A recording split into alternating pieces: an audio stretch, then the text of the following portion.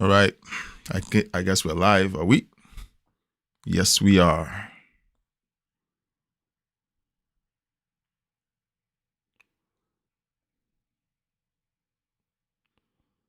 All right. All right, guys, welcome back. We're going to be jumping into several stories today. So, first off, I'd like to thank you for joining me for another live stream. Yay. We are going to be covering 3 stories, and I hope you like it. So we're starting off early today because I felt like starting off early today, to be honest. First off, I'd like to ask you to please subscribe, like, and share. Like the video, share the video, let everyone know that they should watch the video, the live stream. And please don't forget to leave a comment. The live chat is on, is hot, and is on.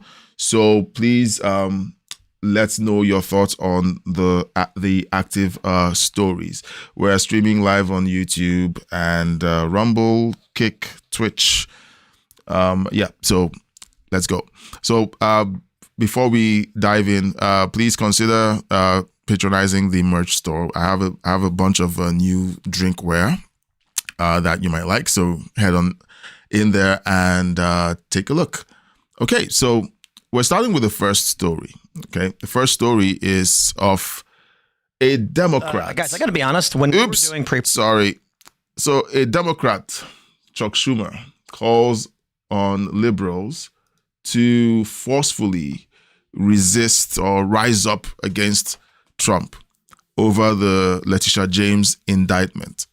All right, so we're going to just listen to this story and then give our reaction. And don't forget to please chime in the chat and let me know where you're watching from, what part of the world you're watching from, and also let me know your thoughts. Production for the show, I was like, did you hear what happened in Chicago? A vehicle rammed DHS. They pursued them, pulled a pit maneuver, causing a crash. Get out. A bunch of locals start swarming around and throwing rocks. I'm like, this is crazy. This should be the lead story for tonight. And then we go to Post Millennial, and Chuck Schumer is like, people need to forcefully rise up against Trump. And I was like, oh my God. Here's the story from the Post Millennial. Chuck Schumer calls on Americans to forcefully rise up against Trump over Tish James's indictment. I don't care if you're a Democrat, Republican, liberal, or conservative. Moderate people should be forcefully rising up against this. I'm going to play the clip for you because this is where we are. Then they find another one. It is just such a hallmark of tyrannical, autocratic, dictatorship societies that they use the prosecutorial department as a political weapon. It is a disgrace, and every American, I don't care if you're Democrat, Republican, liberal, conservative, moderate, people should be forcefully rising up against this, speaking out against it. So how come they didn't do that when the Justice Department under President Biden was doing that to Trump? I call double standard, I call BS. If you're a fair-minded person now, all of you who've been following me know I'm not Republican and I'm not Democrat, all right? It's about being fair-minded. We watched as Chuck Schumer and his colleagues in the Democrat Party leadership celebrated the fact that President Trump was being indicted and dragged through the courts. They had no problem watching Letitia James advertise her open plan to indict President Trump as far back as 2018. This was something that everyone knew about. By 2020, she was on The View telling them that she was going to start the process of indicting him as soon as he left office on January 21st of the next year. Everyone knew about it. So when you watch them jump around, like with their hairs on fire, screaming, the justice system is being weaponized, well, it's clear that they just, the hypocrisy really doesn't faze them. These guys are shamelessly going around saying this. Okay, so let's keep listening. Making it clear how inimical this is to what our democracy has been stood for more than two centuries. I'm not playing games with these people. I don't care about how many of you want to give them the benefit of the doubt. I'm not going to do that. The man literally said, forcefully rise up against this, speak out against it, and that is a 3-part statement. He was saying to forcefully rise up against it. There is only one. He's talking about physical force. I mean, fine, if you want to talk about coercive force, sure. He's literally saying use force against Trump and his law enforcement. We've seen that going on. We know that AOC shares the ideology with Charlie Kirk's alleged assassin. We know that these people have venerated the alleged assassin of Brian Thompson, Luigi Mangione. So I am done playing these games where it's like, maybe Chuck Schumer meant something. Shut up. We know what they mean. All right, so yeah, there's a poll, okay, on the YouTube side, on the main channel and on the backup channel. If you're watching on Kick or Twitch, sorry, there's a poll on the YouTube side. But if you're watching elsewhere, just leave your thoughts in the chat, okay? Do you think Chuck Schumer's statements are serious? Does he mean actual violence, or is he being figurative? Okay, just let me know in the chat. If you're watching on the YouTube side, take the poll and let's know what you think about what he's saying. Because when the Democrats say one thing, okay, they expect you to believe that they don't actually mean that it's that thing. They're being, facetious. They're being figurative. But when a Republican says the exact same thing, all right, they take it to mean exactly that same thing. And words matter. Words matter. So let me know in the poll and in the chat what you think he meant. And if you sit there and think, no, he certainly must have meant something different, then just sit by as the fire engulfs your home and you'll be left wanting. He didn't mean anything different. He wants to see people taking action. This is what the left has been begging for as long as Donald Trump has been in politics, right? Like, you heard people start in 2016 when they're saying, oh, the right, they're all Nazis, they're all this, and we have to fight fascism, and Donald Trump's a Nazi, and it's okay to punch Nazis, and blah blah blah. They've been they've been making this argument for 10 years, and now we're seeing people that have heard this argument for since they were children, which is true, 16, 15, whatever. They're now in their 20s. My daughter was born in 2016, and today she's about to turn 10 years old next year. A lot of time has gone by, and a lot of these people who were 10 when all of this started are 20 today. Okay, what he's saying is actually true. They've been seeding the atmosphere with this sentiment for over 10 years. Imagine that. Imagine growing up, hearing this from mainstream media, reading this in online magazines and blogs, hearing it from your schools. The teachers are saying it. We saw kids who were being filmed by their parents on TikTok crying because President Trump had won the election, because they were terrified. They were told that he was going to end the world, that he was going to arrest them, that he was going to do horrible things. And people's brains have literally been rewritten by the narrative about what mainstream media and the Democrat Party have said about Donald Trump and about conservatives. So when you see them acting out the way they're acting out in Portland and in Chicago and in California, you shouldn't be surprised. And they're taking action. This is exactly what Chuck Schumer wants. Weak Chuck, right? He looks like Joe Biden with glasses, like Joe Biden and Woody Allen. What a creep. What a weirdo. Unreal. Right? Letitia Jashi, I call her the poor woman's Oprah, right? The poor woman. Right? You get a riot. You get a riot. What a nasty woman. It's a tick. That's a good Donald autism. I have no Donald Trump at all. So, but yeah, I mean, look, it's not a surprise. Seamus looks uncomfortable. Wait, no, I mean, I don't know. The story is messed up. I know we talked about it the other day. Obviously, she should be imprisoned. I have no idea why she should get kind of well, what I should say is if she's found guilty by a court of law, there should be legal consequences. But the idea that you can't bring charges against somebody. All right. Well, then I don't know what to say, man. No. Like, oh, she's found guilty by a court, like Trump was. It's like, yeah, these people in New York made up fake crimes against Trump. Yeah. Yep. Look, listen. Let's just be blunt about everything. If the DOJ brings charges in a liberal jurisdiction, she's free to go. If they bring charges in a conservative jurisdiction, she's getting the book thrown at her. Okay, so but here's a problem. All right, now here's a problem, and I disagree with this analysis. I disagree with the observation. Okay, but it's actually something to be concerned about. Why should the justice system operate differently in Democrat jurisdictions and in Republican jurisdictions? It means that you don't live in America anymore. You basically live in a hodgepodge of ideologies. In one location, you can get a justice system swing one way. In the other direction, in the other jurisdiction, you get it swinging a different way, which is a problem in my books. The justice system should work evenly, the same. Now,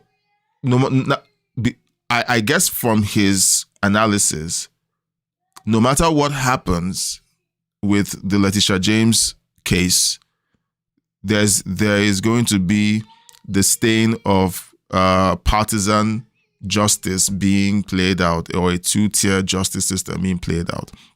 In the conservative arena, she's going to basically have harsher penalties placed on her, which is wrong. The punishment should fit the crime.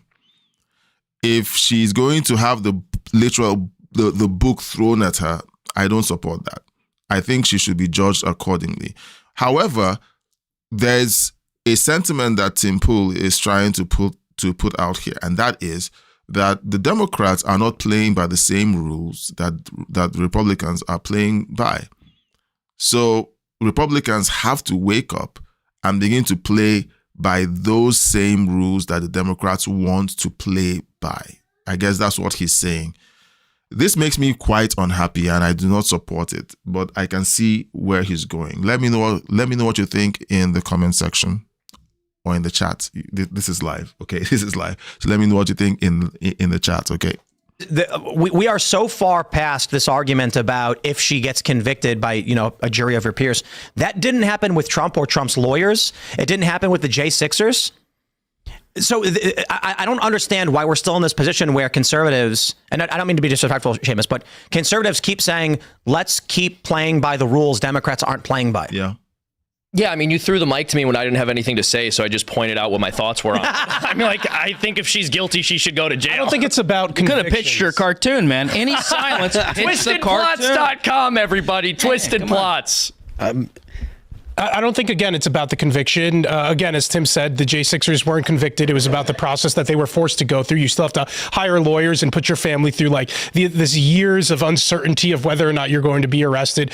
They put the president through the same thing. And I mean, I do think these charges will likely be dropped. But again, it's the process that people have to go through. And I think this is what retribution from the president looks like. I think the more fascinating part of this story here is that Chuck Schumer has to do this because he's posturing to avoid his left flank taking over and primarying him in his upcoming election. I believe he's up for re-election in 26. AOC could likely challenge him, and he needs to flank more to the left and cover his left flank to avoid being primaried. Here's from AOC. Do you think that's kind of baked in already? I mean, it's my impression that AOC is absolutely going to challenge him. What do you agreed, but let's do the math here.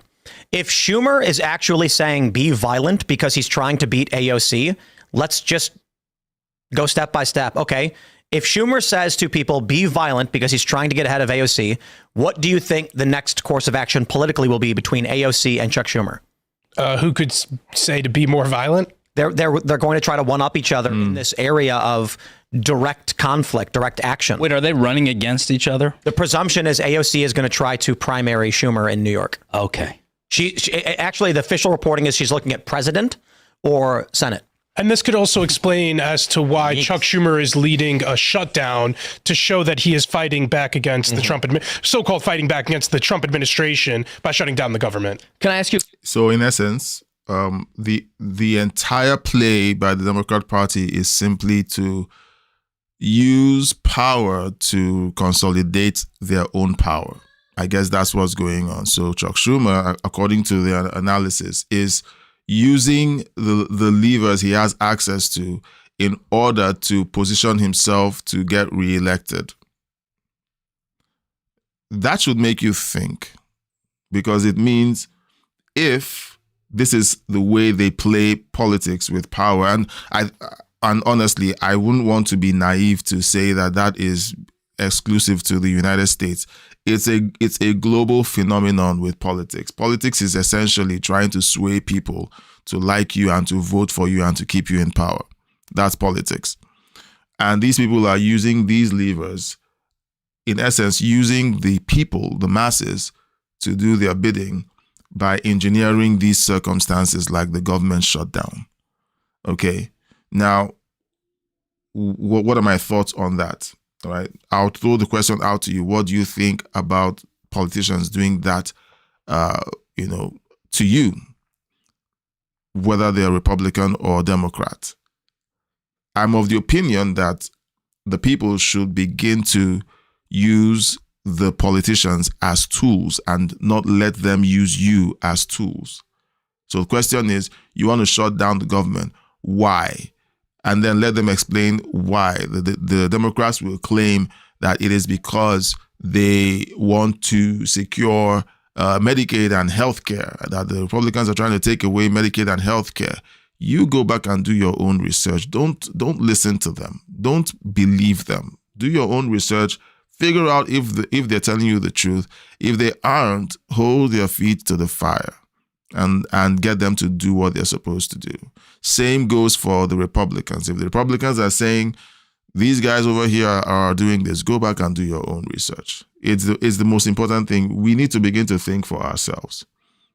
All right. I'm being really honest because I'm really sick. I spent years believing politicians. I spent years believing politicians. I spent years believing the mainstream media. And eventually I found out that they were all liars. So I think for myself, and it's easy to get carried away and say, yes, this is something I want, but you also have to keep your eyes on the ball. All right, keep your eyes on the ball. Don't just get so excited and carried away, and then the politicians get you hypnotized and you just support everything they do and say. All right, so it's really important. Let me know in the chat if you agree and what you really think about all this. Question quickly, Elad. You mentioned this as retribution, and I think there's a few ways to understand that.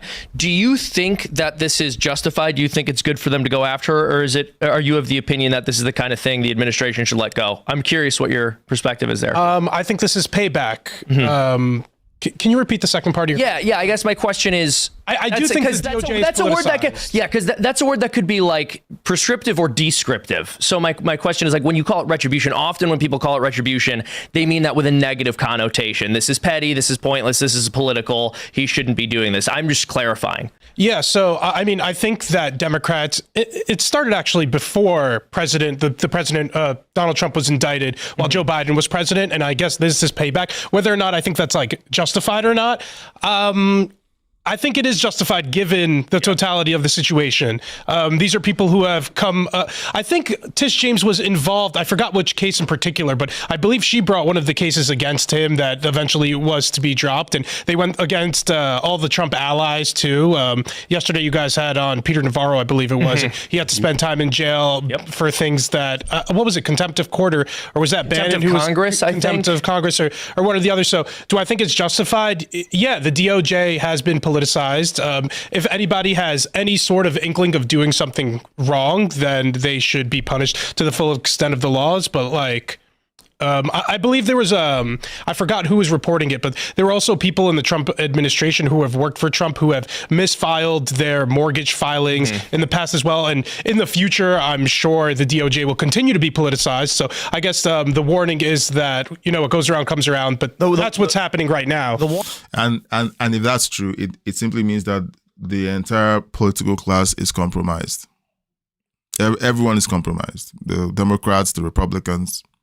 You might be watching and saying, so who's this guy? What does he believe? Look, I like balanced, nonpartisan analysis. I don't like feeling like I'm lying to myself, first of all. So I will tell the truth to myself first, okay? To myself first. And then if I can tell the truth to myself, then I can easily tell you the truth. Yesterday, I was listening to Moist Critical, and maybe I might do a reaction to that video in a future stream where he's breaking down the crypto crash that happened. I think it was the day that Donald Trump announced the 100% tariffs on China. And then just before that happened, there were people who were tied to the Trump administration shorting their crypto investments up to the minute before President Trump gave the announcement about the tariffs on China, and then the crypto market crashed. You're not going to hear me defending that. I'm not going to say there's nothing to see here. Like I said, I'm going to do that video. I'm going to do that video and we're going to go through it and then listen to what's going on and then also maybe have a conversation around that. The idea behind conversations like this is for us to be able to break the hypnotism of either party, whether you're Democrat or Republican. I am definitely conservative. Therefore, in the current version of the Republican Party, I will support the policies of the Republican Party. But if I see corruption being played out by the Republican Party, like I just got through talking about my concerns about the weaponization of the justice system, I'm not going to sit back and clap like a seal, that's happening. Clearly, there's some politics to Letitia James being indicted. Why is that? Because, like he just said, there are other people who have done the same thing. If she did it, a bunch of other people have done the same thing. And I think it's one of the charges that Adam Schiff is facing, the same thing about mortgage fraud. So this is something that most people in Washington, D.C. and in politics do because it is a special privilege that they have access to, and they take the privilege. So Letitia James decided to step over the line and attack President Trump based on that privilege that people who can get it, do use. And now she's being prosecuted on the exact same thing she prosecuted President Trump over. So she opened Pandora's box. She's getting the blowback from it. But how many other people in the Trump administration, in the Democrat Party or the Republican Party do the exact same thing? So that's the question. It just simply means that the entire political landscape has been compromised. And that is something that should concern everyone. Everyone is concerned about left versus right, but when you have people who expose themselves because they have chosen to not live very clean or honest lives or have clean dealings, there's a problem there. Many years ago, I thought to myself, if I even think that at some point in my future I will be a public figure, I need to make sure that my life doesn't have some of the skeletons that I see these people in leadership have. Now, I haven't made the best decisions throughout my life, so I still think that I'm still going to have someone point at something in my life that doesn't exactly make sense. But when you begin to throw stones at other people because of the crimes that you yourself have already committed in the past, then there's a problem there. All right. So let me know what you think about, my breakdown so far. Am I being so middle of the road that you don't know what I'm saying or know what I'm doing? Just give me a comment. Let me know what you think. I see comments in my comments section that are just way out there. People are either all the way over on the left, Democrat, blue, no matter who, and they don't sit back to ask real questions. They just hate conservatives, or they hate Donald Trump, or they hate Christians so much that they would vote the other way. Let me give you one example now. The peace deal between Israel and Gaza has been signed. Yet, I have someone in my chat who is so hateful of Donald Trump that he's busy typing out, don't worry, this peace deal is going to end real soon. And the sentiment is not that the parties, and I've said it already, that the parties seem to not have the capabilities of holding a peace deal because of the history that they both share, the Palestinians and the Israeli. And that's a basic observation.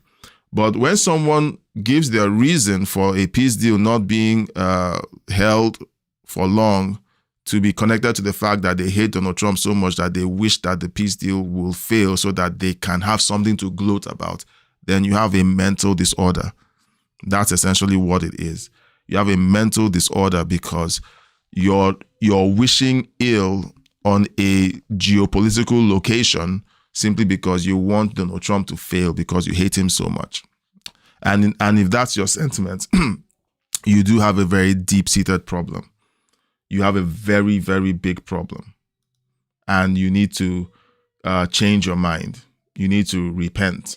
All right. So that's what I'm going to say about that. It's really important.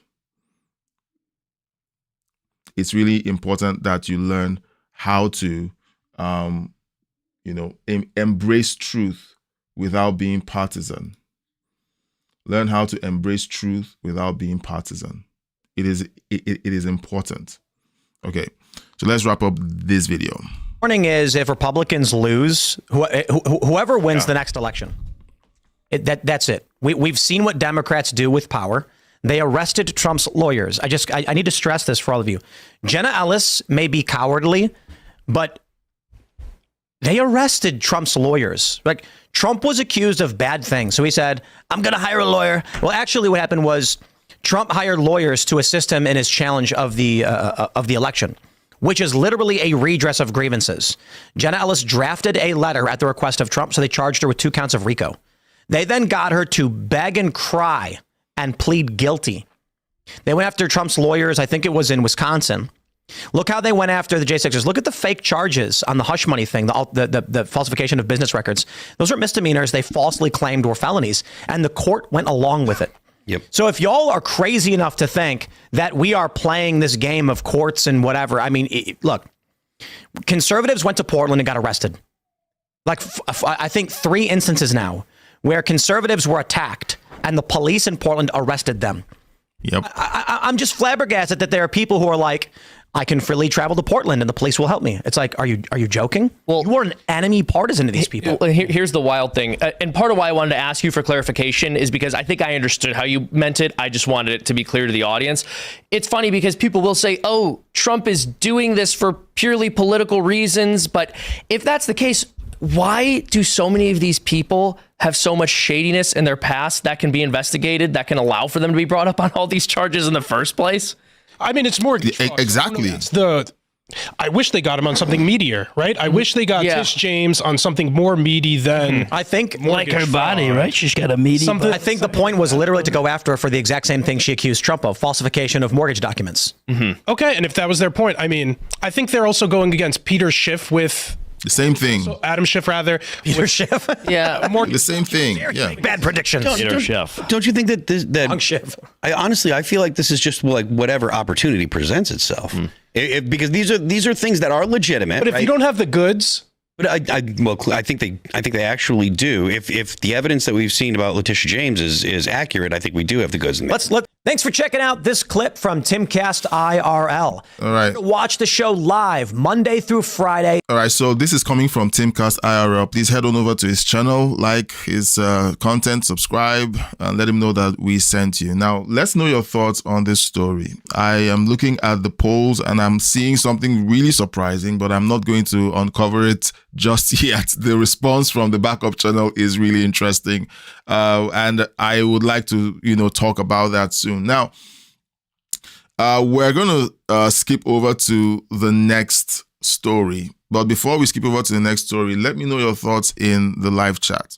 All right. The live chat is there for you to have conversations with us so that you can tell us what you think about the story. Let's have some back and forth. You're free to push back on some of the commentary that I've made. That's fine.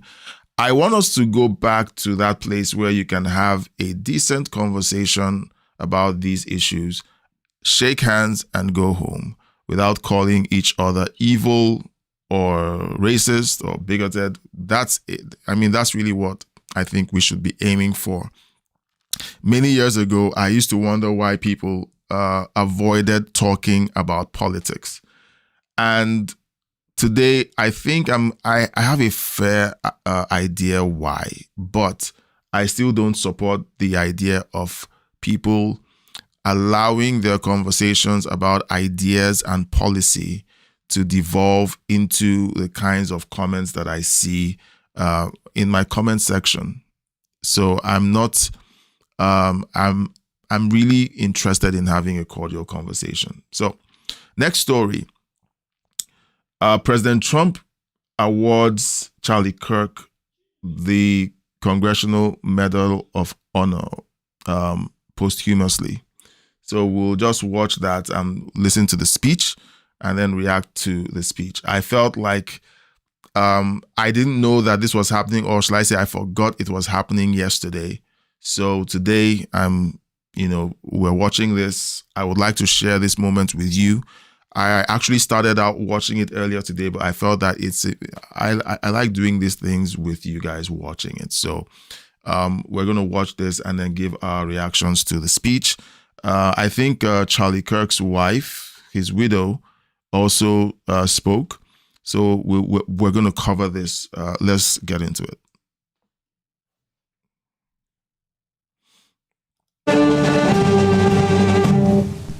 Ladies and gentlemen, the President of the United States, accompanied by Erica Kirk.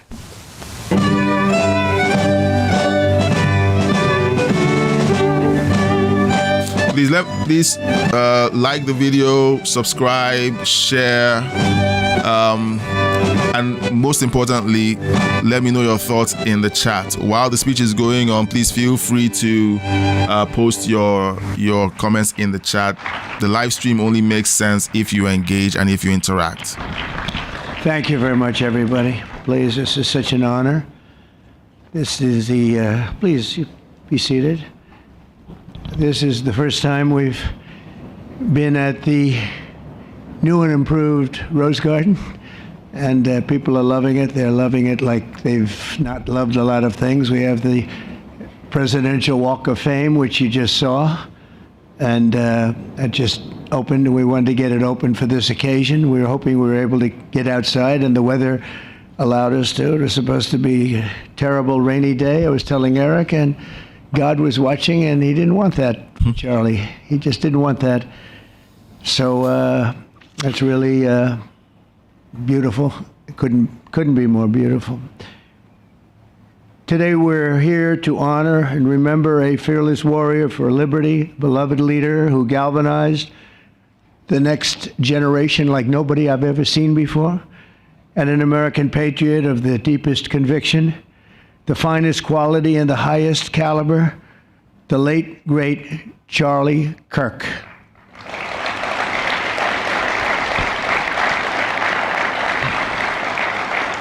Five weeks ago, our nation was robbed of this extraordinary champion. He was a champion in every way. I got to know him so well. He didn't like losing, and he was able to fight people that were enemies, and he didn't necessarily love those enemies so much. I heard he loved his enemies, and I said, wait a minute, is that the same Charlie that I know? I'm not sure, but I didn't want to get into it. But it was a horrible, heinous, demonic act of murder. He was assassinated in the prime of his life for boldly speaking the truth, for living his faith and relentlessly fighting for a better and stronger America. He loved this country. And that's why this afternoon it's my privilege to posthumously award Charles James Kirk our nation's highest civilian honor, the Presidential Medal of Freedom. Thank you.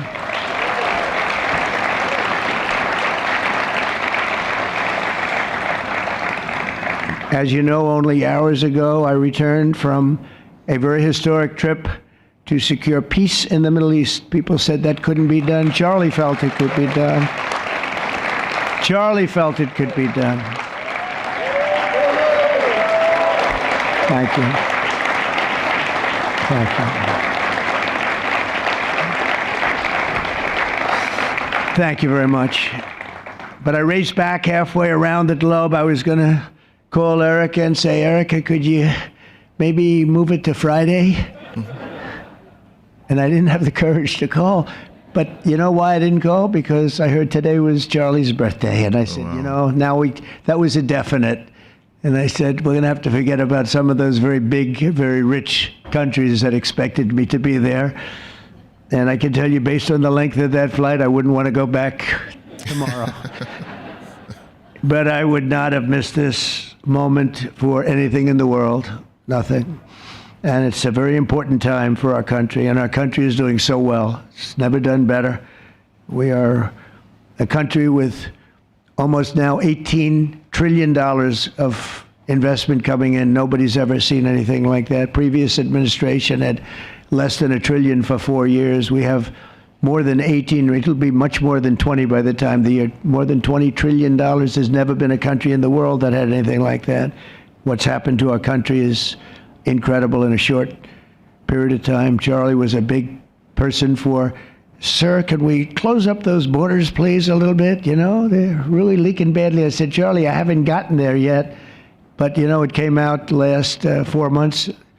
Literally nobody was allowed into our country. And the only people that were allowed in were people that came in legally. The borders are absolutely stone cold closed. And they reported 0, 0, 0, and 0. So that's pretty good. But he was a big believer. He wanted people in the country more than I did, frankly. He wanted them to come in legally. And he got his wish. October 14th is Charlie's birthday, and he should have been turning 32 years old. I tell you, when I first met him, he was like 22. And I said, boy, he's awfully young, but I thought he was older than that. He looked a little bit older than his age. That's okay. That's not good when you're old, but when you're young, it's great. He had the best of all things, but he was special. But instead, Charlie is attaining a far more important milestone. We're entering his name forever into the eternal roster of true American heroes. He's a true American hero, an amazing person, way, way beyond his years. And I'm honored to be joined by a woman who has endured unspeakable hardship with unbelievable strength, and that's Charlie's widow, Erica.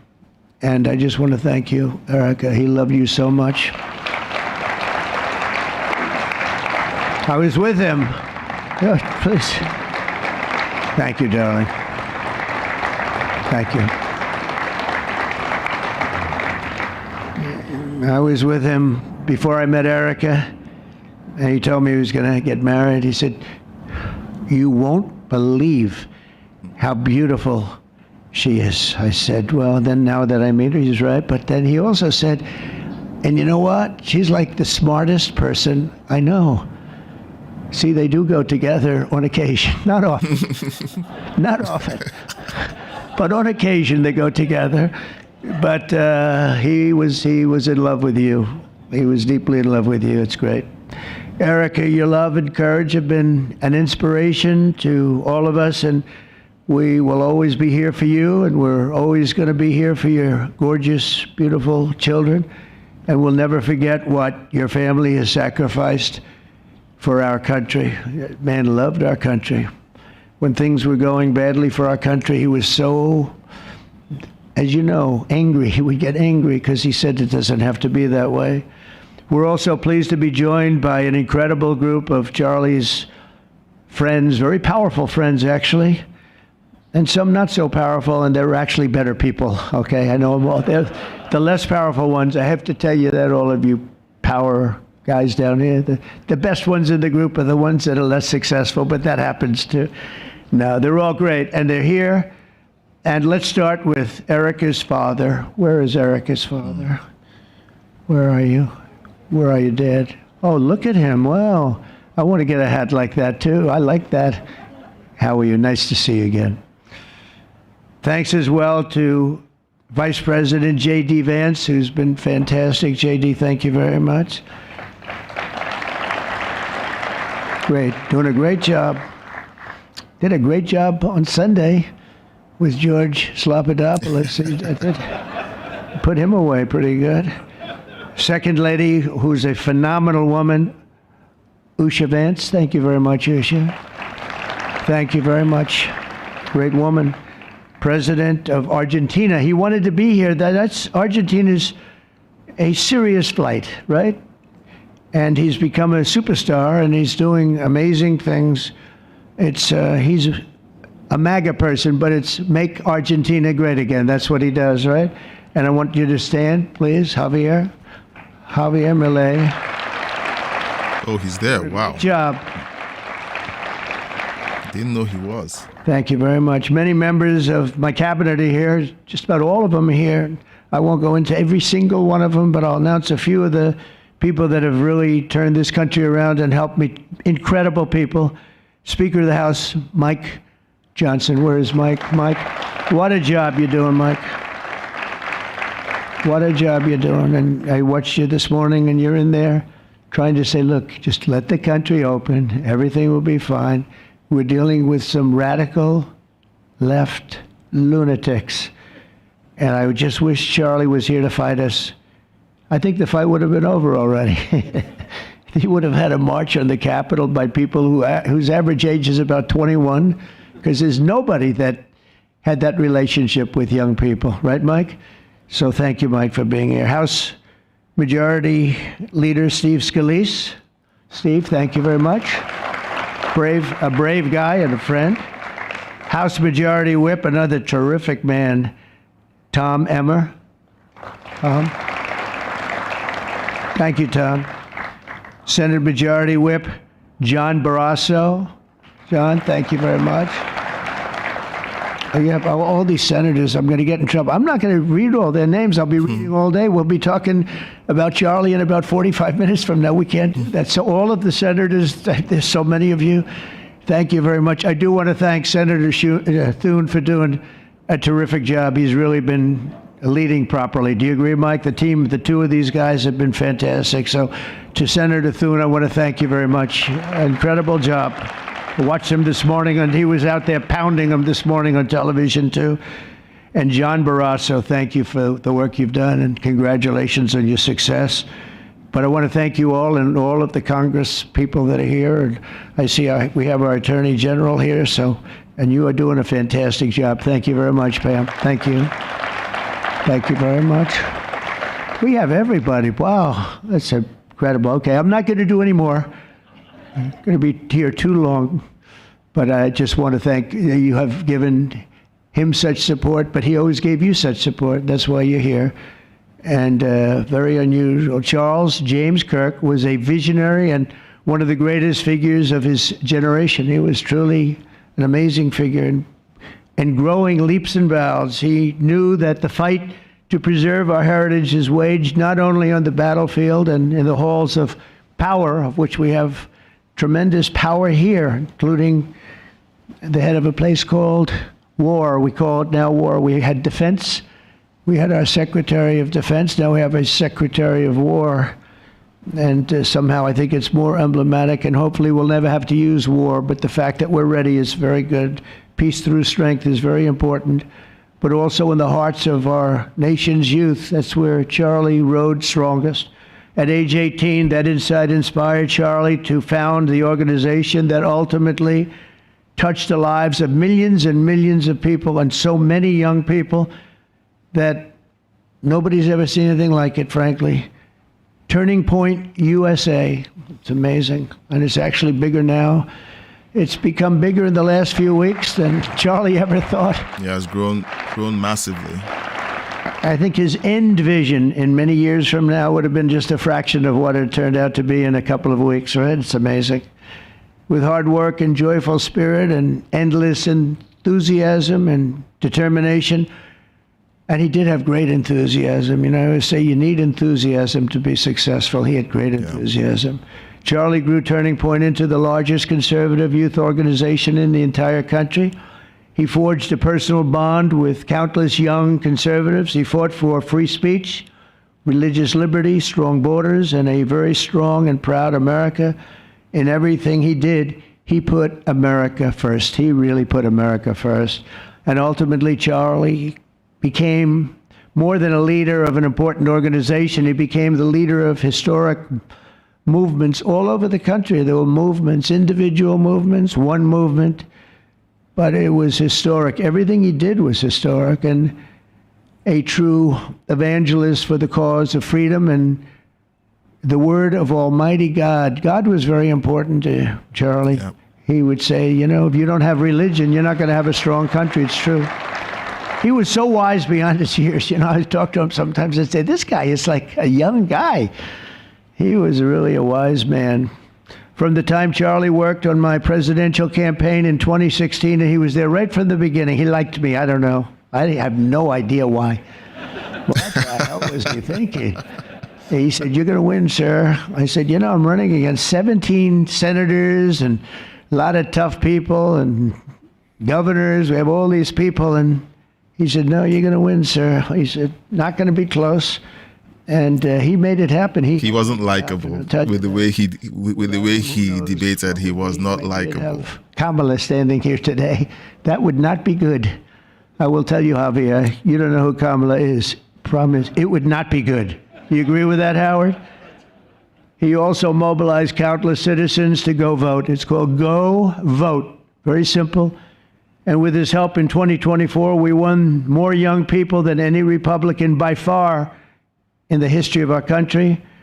And we won the popular vote. We won the swing states, all 7 of them. Remember, they said, oh, well, if Trump could win 4, that would be nice. I win 7 by a lot, by a landslide. But the popular vote was massive. And we won the Electoral College. Remember, they said, well, it's going to be very hard. I'd say 270. Well, we got 312. Why does he have to keep reminding us? Because mainstream media keeps trying to frame him as illegitimate. So he has to keep putting it out there. That's why. 2,750 to 525.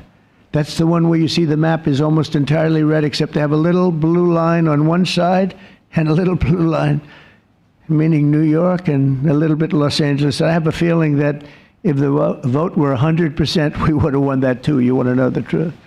But he knew, and he knew very well, and he also understood honesty, and he was always concerned with honesty. He said the only way we can lose is if the cheating gets so bad, and that's where we came up with a little phrase, too big to rig.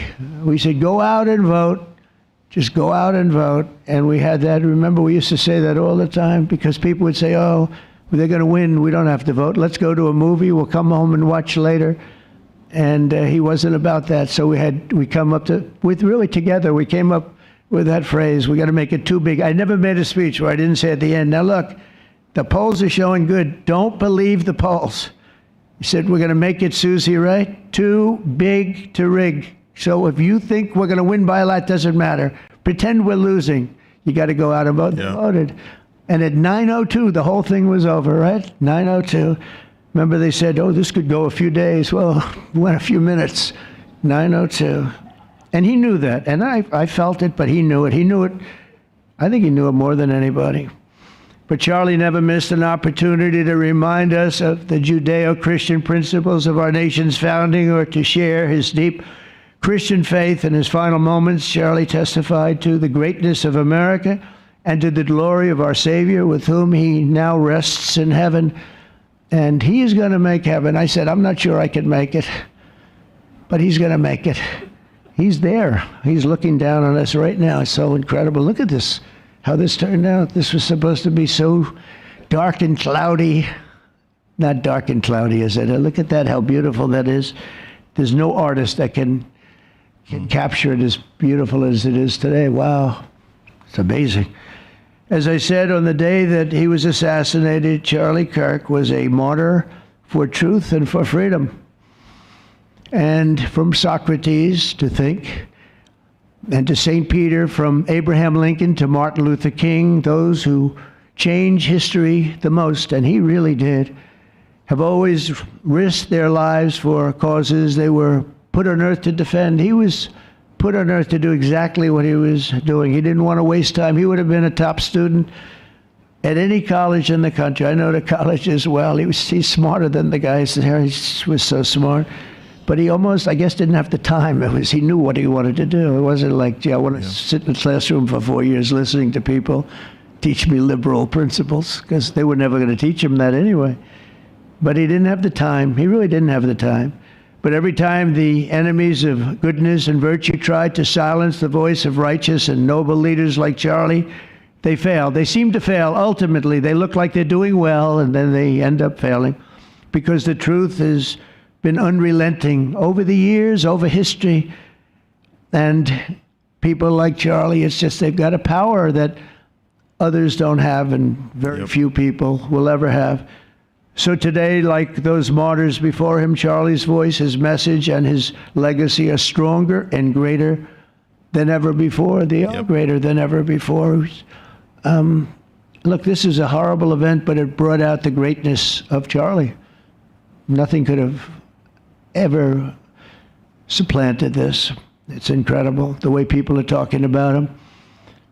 And with great love. I mean, I read so many stories about some of the enemies, but I watch the enemies, and it's hard for them to speak badly about him, because they just don't. And then you do have people in the days since Charlie's killing, we've seen exactly why our country so dearly needed his example. We've watched legions of far-left radicals resort to desperate acts of violence and terror because they know that their ideas and arguments are persuading no one.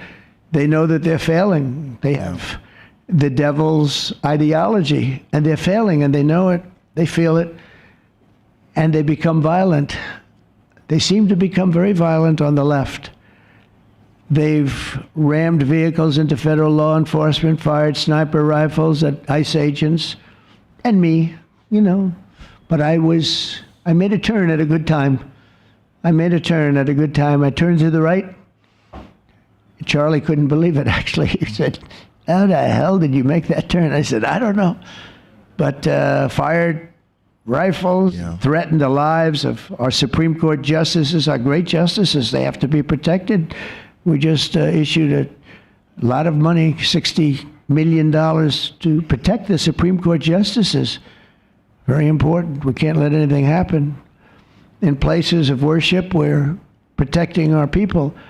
We've seen that a candidate for Attorney General in Virginia boasted that he would want to see the Republican legislature, a legislator in Virginia, shot in the head and to see his children murdered. He actually said this. Yeah.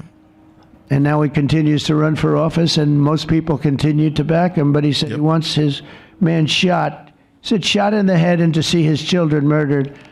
And Democrats still support him, and they won't call him out. Let's see how that turns out. And they're supposed to be the party of tolerance, and they're asking Republicans to tone down the rhetoric. Have absolutely no tolerance for this radical left violence, extremism, and terror. We're done with the angry mobs, and we're not going to let our cities be unsafe. We're going to make sure our cities are safe. When you have Chicago, where they had 4,000 people murdered over a very short period of time, 4,000 people. And then we have a governor stand up and say, oh, things are going swimmingly. No, they're not. We're going to make Chicago safe, just like we're going to make Look what we did in D.C. It's so nice that we started here because this was one of the most violent places in the United States.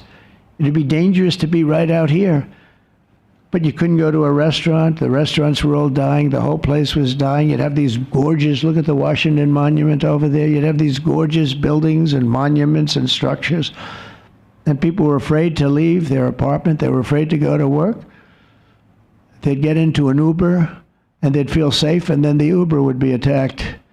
They thought they made it to safety, and then the Uber was attacked on the trip in.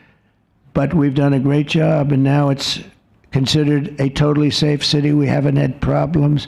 It took us 12 days to make it great. We took out, Pam, 1,700 hard criminals, career criminals in many cases, but these are hardened criminals. Many of them came in through the Biden open borders. We brought them back to the countries.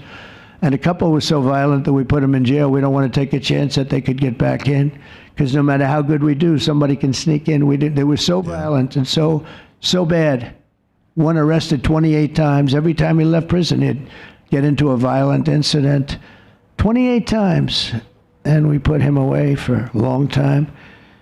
But we're done with the angry mobs. We're done with it. This is such an unbelievable place right now. You take a look where you can walk down the middle of the street with your wife or your husband. Your children can walk. They can walk alone. It doesn't matter. They can walk anywhere in Washington, and they're safe now. If this were a year ago, they'd have a serious chance of being badly hurt, even killed.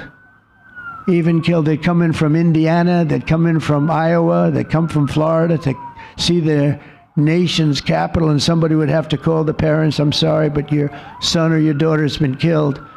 Not anymore. You hear those sirens going off? That's good. That's a good sound.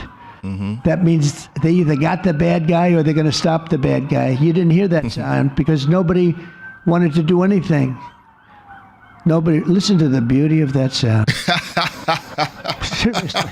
And that's the real. But honestly, it's true. If you're getting mugged or if there's crime happening around you, that sound it relieves you, but it puts fear in the criminal. They're fools. They're fools. Yeah.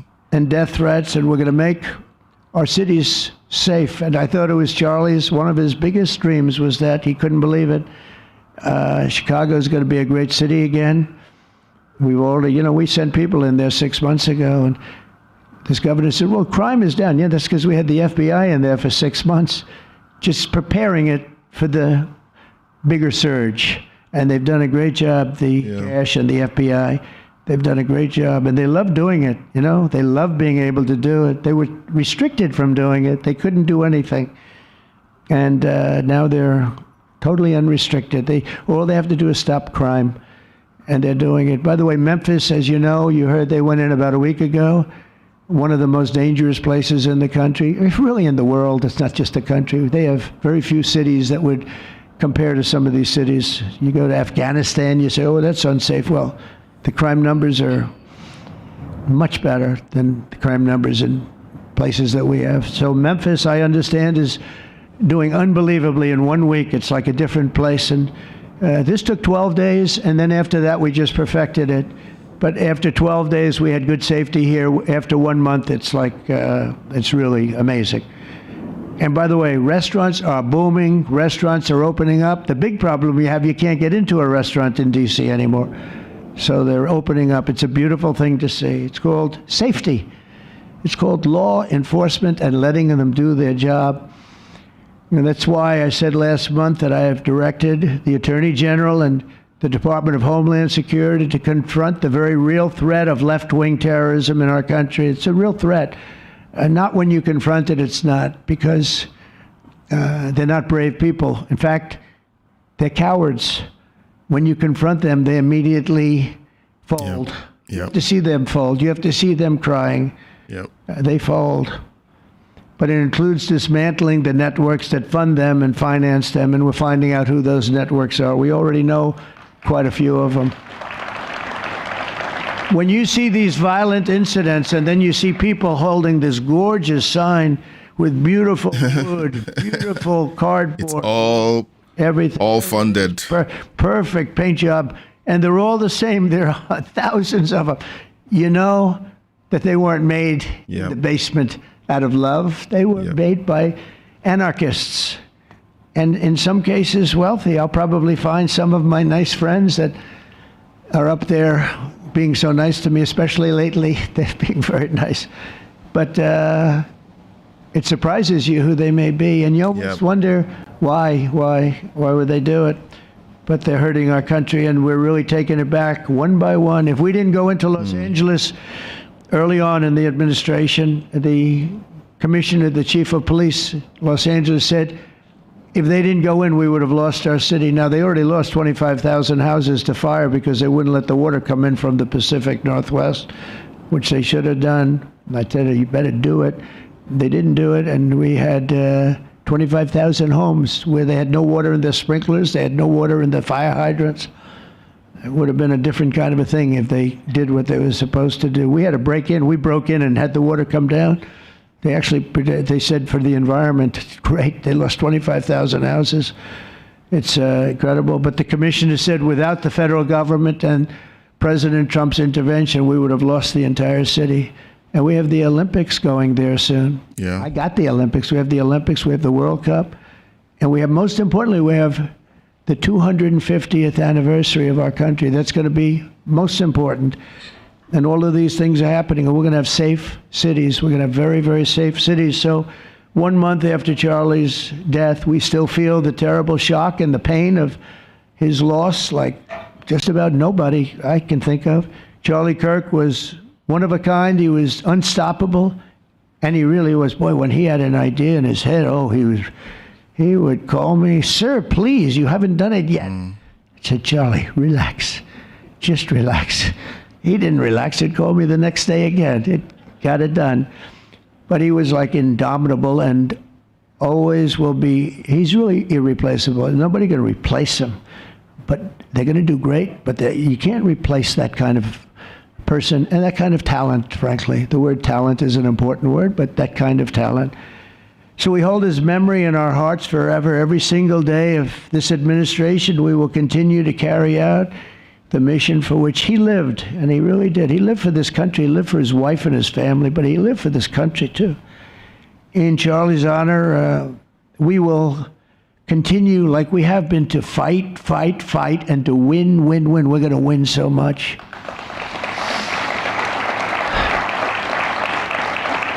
So the Presidential Medal of Freedom is a big deal. You have the Congressional Medal of Honor, military, and the Presidential Medal of Freedom, which is civilian.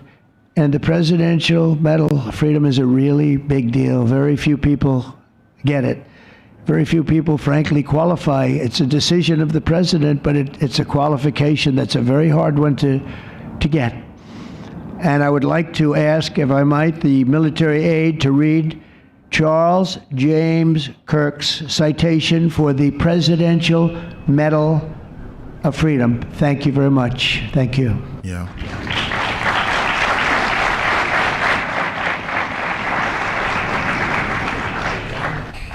Now, I heard that this medal is the first of its kind to bear the cross of Jesus on the back of it engraved.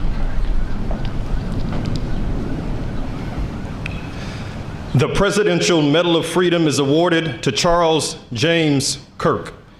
Accepting on behalf of Charlie is his wife, Mrs. Erica Kirk. Charlie Kirk was one of the most influential American political figures of his generation. At just 18 years old, he founded Turning Point USA and grew it into the largest conservative youth organization in the nation. For over a decade, he tirelessly traveled the country, leading a movement to restore respect for our founding principles, reawaken our national identity, and inspire a renewed spirit of religious devotion. He was one of the great debaters and communicators of his time. Despite receiving repeated threats, he remained undeterred and modeled courage, logic, humor, and grace to the next generation. On September 10th, 2025, at age 31, Charlie Kirk was assassinated while addressing a group of students. The United States honors him as a martyr for truth and freedom.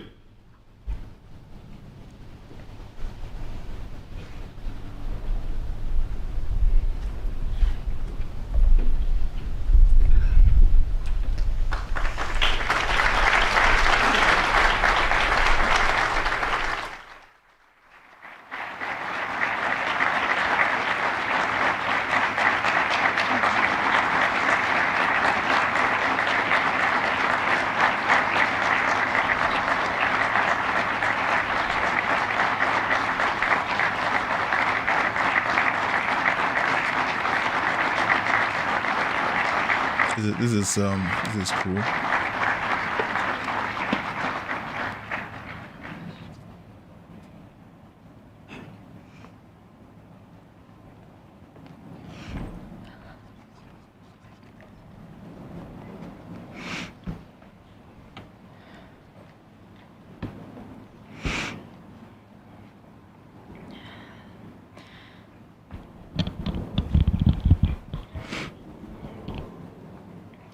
Thank you, Mr. President, for honoring my husband in such a profound and meaningful way. And thank you for making this event a priority amid the peace process in the Middle East. Thank you. Very grateful. Charlie always admired your commitment to freedom, and that's something that both of you shared. So thank you. Your support of our family and the work that Charlie devoted his life to will be something I cherish forever, so thank you. To our gracious First Lady in her office for making this event possible, thank you as well. It's beautiful. To Vice President and the lovely Usha Vance, your friendship has been an unbelievable encouragement. Thank you. And to all our friends and family that are here and watching from all around the world, thank you for loving us. Thank you for praying for us and for believing in what Charlie believed in.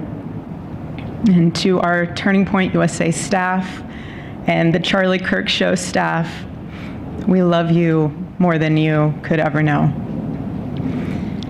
And to the Turning Point USA chapters that are watching all across America right now, you are the heartbeat of this future and of this movement. Everything that Charlie built, you guys are the legacy holders of that. You are living proof that his mission did not die with him. It lives through you. And Charlie always said the next generation will decide whether freedom endures. And because of you, I know that freedom will endure.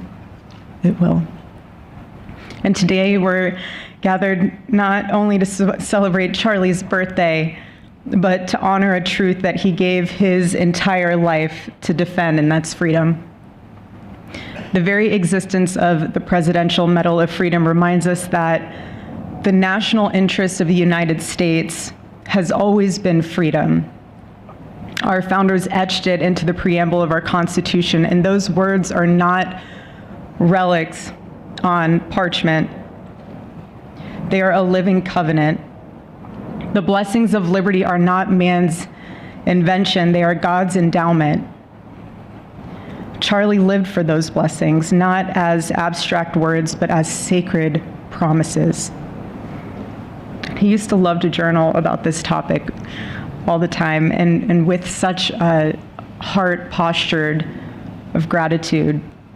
And he believed that liberty was both a right and a responsibility. And he used to say, freedom is the ability to do what is right without fear. And that's how he lived. He was free from fear.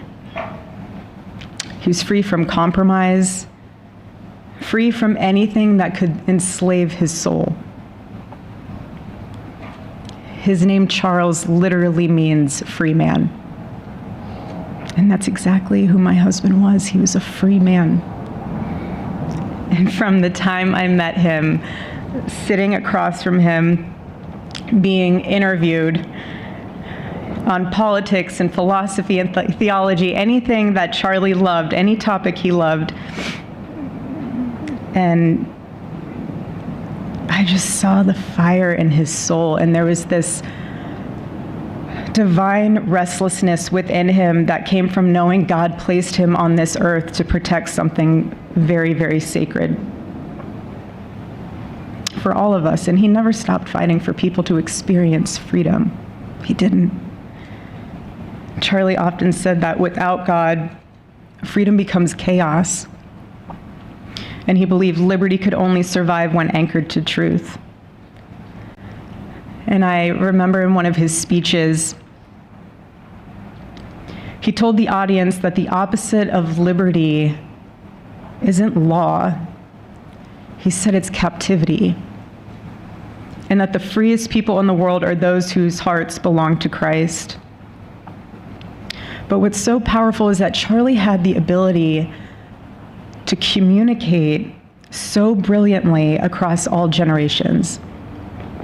And he reminded us that in a world that tells us freedom is doing whatever you want to do, the real freedom is the power to live freely and to do what is right. And in one of his journal entries, he wrote that he wanted everyone to know that you can't have liberty without moral responsibility. Freedom divorced from faith eventually just destroys itself. And what's so fascinating about all of this is looking back these past 12 years of Turning Point USA and his mission, there's almost this veil of sacredness.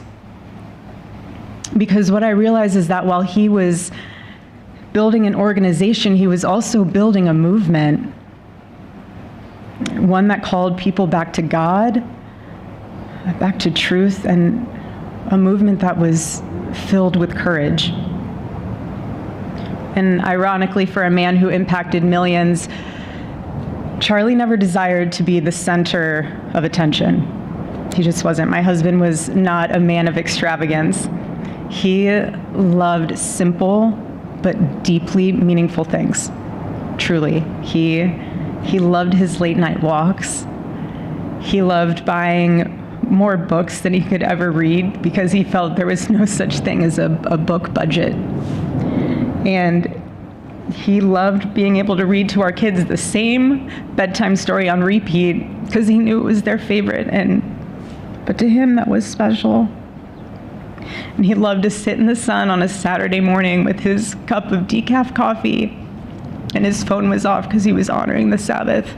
And for him, it was that moment to catch his breath and just be in peace because he was unreachable at the moment. And he preferred quiet birthdays. But that never stopped me from telling him. I told him every single year, I said, baby, I love your birthday. I said, because it's the day that God knew the world couldn't go another day without you.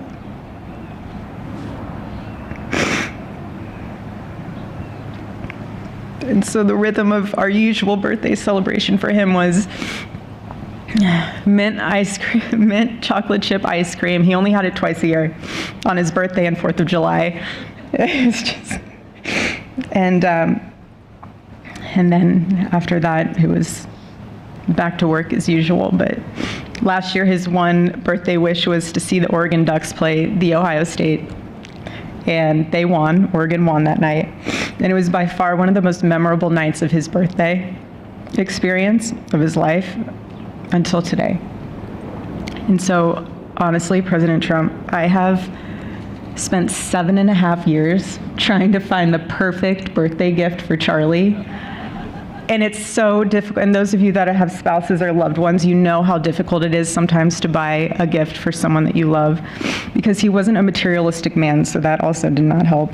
But now I can say with confidence, Mr. President, that you have given him the best birthday gift he could ever have.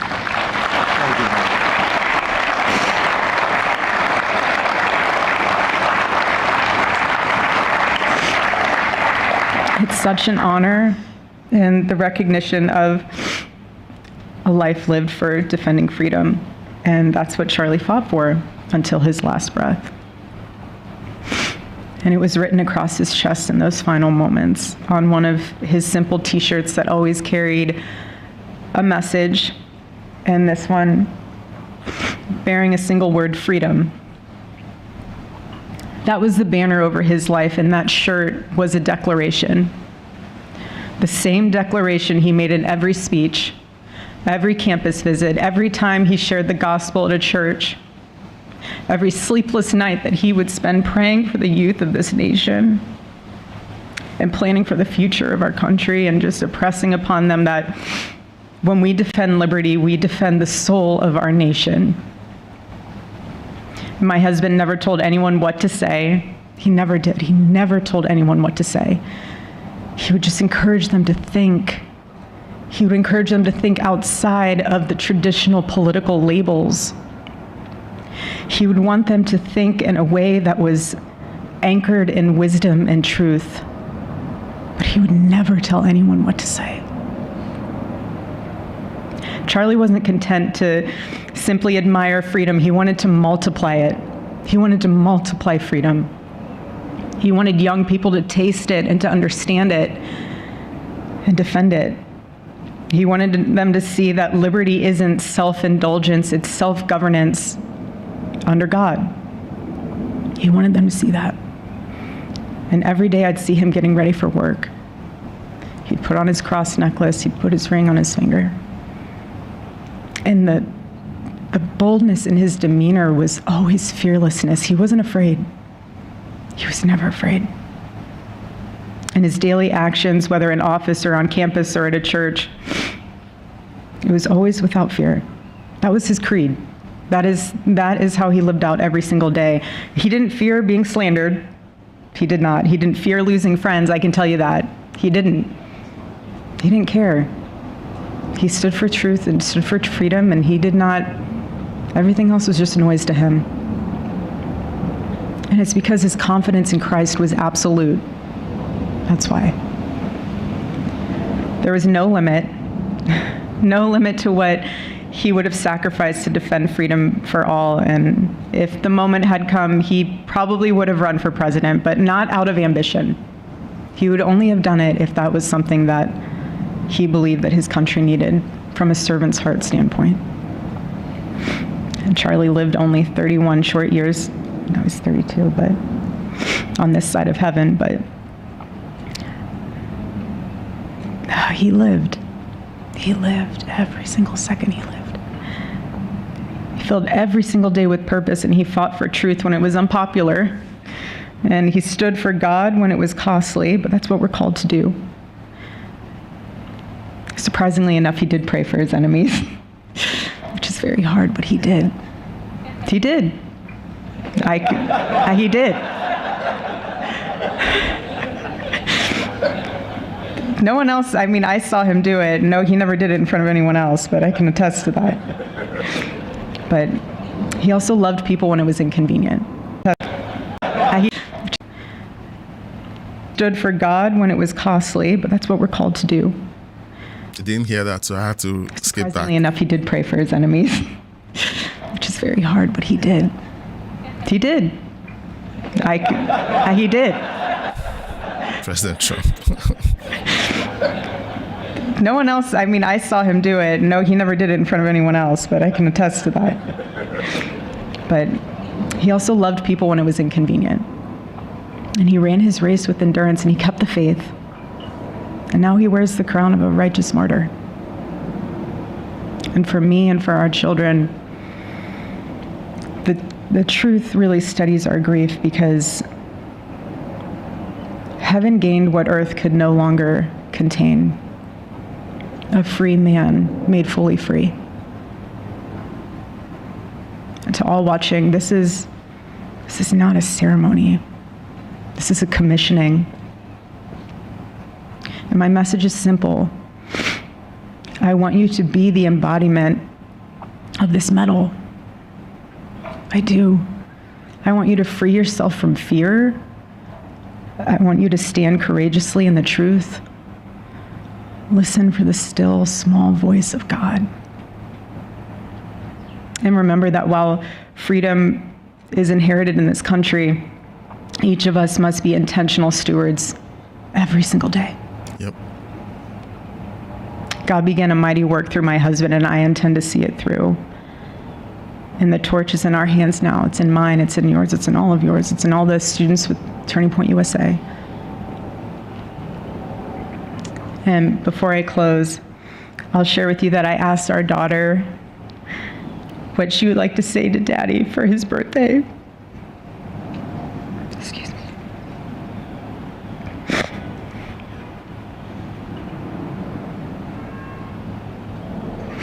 She said, Happy birthday, Daddy. I want to give you a stuffed animal.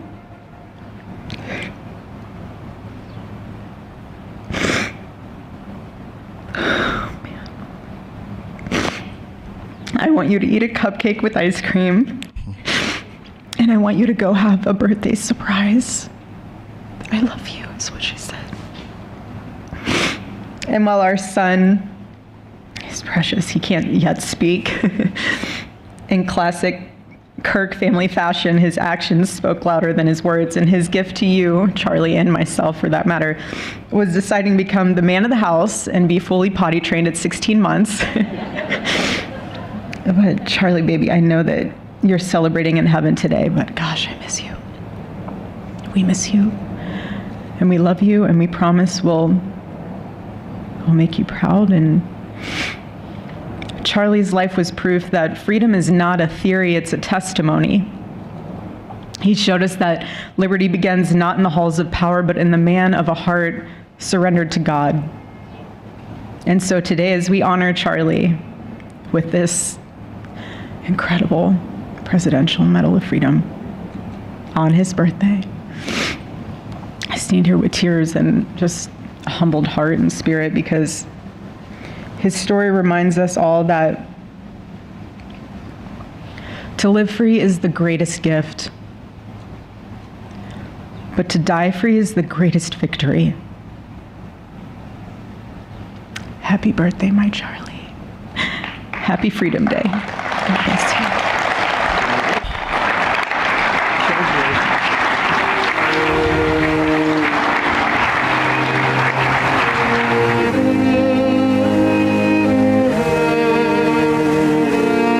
So that's the speech. Let me mute the music. I don't want to get dinged by YouTube. I almost said Facebook there. All right, so that was the ceremony and the speeches by President Trump and Erica Kirk. Now, I thought that I'll be able to get to the third video, but we've gone past the hour mark, and we're approaching an hour 30 minutes. Now, we're going to be ending the stream shortly. I would like to thank you for being a part of this, and for engaging and watching. You guys rock. Now, I might be going live again later this evening because the other updates that we're getting from the ICE facilities, while this was going on, I was tracking my feed, and there was stuff happening, and I was like, okay, maybe I should consider doing a live stream this evening, but I'm not sure I'll be able to do that. I have a few things to fix around the house. I have a thermostat to replace, so I'll be heading over to Home Depot to get a thermostat to install and figure out if I can get that done this evening. So maybe we'll leave this off till tomorrow. Now, a lot has happened over the last month with Charlie's assassination and the riots. Now, guess who rioted after Charlie got assassinated? Not the conservatives, but the so-called progressives. Someone who is important to the conservatives gets murdered, and then it's the Democrats who start rioting. They shut down the government, and then they go all out to try to make it seem like the conservatives are the violent ones, while text messages from a candidate running for AG of Virginia openly, in their text thread, openly call for or fantasize the murder of a conservative candidate and their children. When these conversations come up, I am well aware that there are evil people in the world. There are very evil people in the world. And if you haven't come to terms with it yet, I'm sorry, but you're very naive. There are very evil people in the world. And when it comes down to paying attention to what's going on, one of the things that you notice once you start paying attention is that one side tells the most egregious lies. The other side doesn't tend to do that because the voting population of that side will hold them accountable. If anyone on the conservative side said the things that Jay Jones said in his text message thread, they would be called out unanimously on the conservative side. On the Democrat side, they still want him to be on the ticket and they will still vote for him. 4%, I think it was, said that they would not vote for him. A whopping 96% said it doesn't matter. So which party, again, is the violent party? Right? So all of this has developed over the last month following the assassination of Charlie Kirk. You can't unsee this. I'm bringing these things up because we need to have these conversations. There's so much happening in real time. Tonight, I might hop on a stream once again. Today, I just wanted to catch up on these two stories with Chuck Schumer making those incendiary statements. Let's look at the result of the poll. The poll on the backup channel says no, that Chuck Schumer was only giving fiery political speech. On the main channel, I have yes, it's incitement to violence. What happens when Democrats begin to spin January 6th and then they bring up the fact that President Trump incited the crowd to violence, and they say, okay, so what did he say? You listen to what he says. He says, make your voices heard. Okay, fight like hell for your democracy. And they're like, oh, it's an incitement to violence. Okay. In the context that, context matters. And in the context of what he said, he was saying, you guys, you're on a protest, make your voices heard. You must stand your ground. Don't take no for an answer. Fight like hell for democracy. That was what he was saying on January 6th. But everyone who hates Donald Trump says he was inciting them to violence. So we flip it over, and Chuck Schumer is saying you need to forcefully resist President Trump. And then you have people who say it was just fiery political speech, nothing to see here. But the same people will look at what President Trump said within the context of what he said and said that he was inciting them to an insurrection. So we have to be intellectually, spiritually, and morally honest people. I go through these cycles of being in disbelief at what I'm seeing and being enraged by what I'm seeing as the outcome of those actions or words. I go through those cycles every day. And that's why I talk about the news and politics, because we see these things play out long before anything actually pops off in the public eye. Long before anything happens, the language starts off with what is said in the news, on social media, in speeches, and then eventually it comes out in the open and riots break out. For example, they were all calling the ICE agents, Gestapo, and goons, Trump's stormtroopers. And eventually someone took up a rifle and began to shoot at an ICE facility in Texas. We had Antifa members ambushing ICE agents in Texas as well.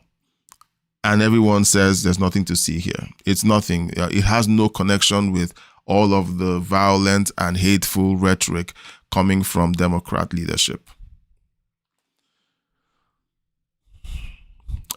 Are we still playing that game? It's just a question. Are we still playing that game? Because it's clear to everyone who is honest that these words coming from the Democrat side are the cause of all of these problems. Charlie Kirk was assassinated because someone was riled up and believed the words that were being said by the Democrats for 10 years. I said it earlier, 10 years of hearing that these people are hateful and evil, created the assassin that assassinated Charlie Kirk. 10 years of all of this has built up to the violence that we're seeing outside the ICE facilities. You can't call people in law enforcement goons and the Gestapo and encourage people to resist and stand your ground and forcefully resist, and you wouldn't have incidents like what we saw yesterday with ICE vehicles being run off the road and then them being attacked with projectiles. These are things that we can see. These are things we're seeing. It's not conflation.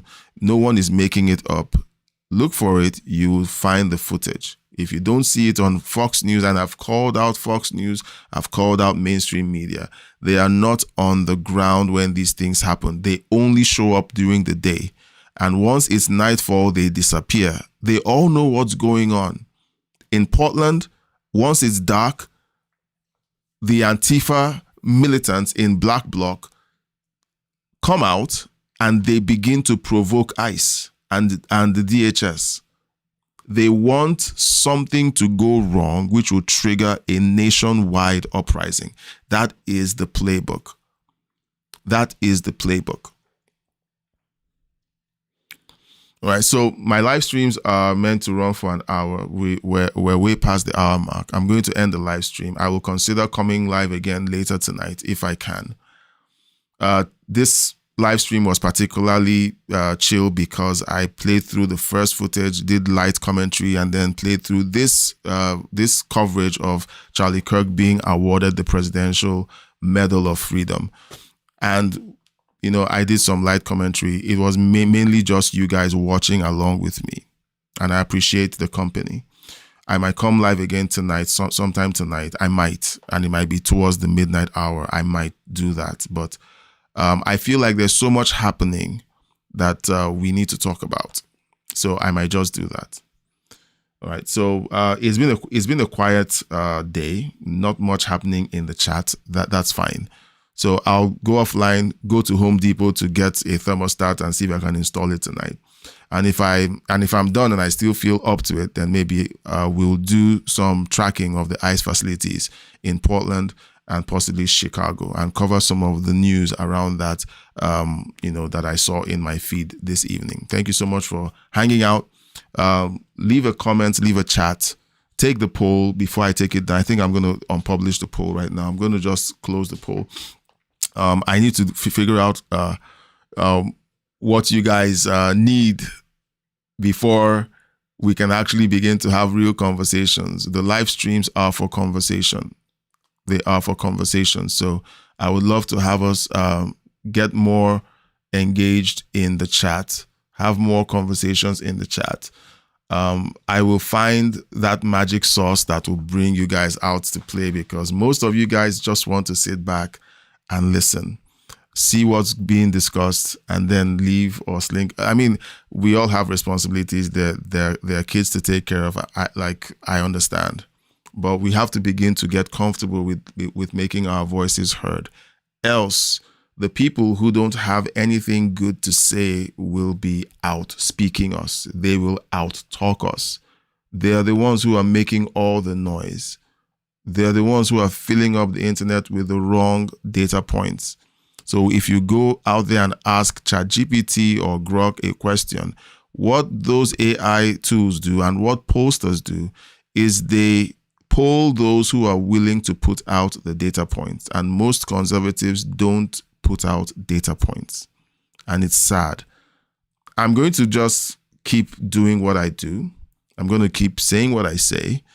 And I'm going to try to be as truthful as I humanly can be, looking at the facts and calling them out. And I hope that you will do the same thing. Go out there, do your research. When you hear something on the news, when you hear something from people like me, do your own research. Find out if this thing that has been said is true. Thank you so much for hanging out. I have to get to Home Depot to get a thermostat. So guys, I'll see you on the other side when I go live again, either this evening or tomorrow at 5. Thanks for hanging out. Bye.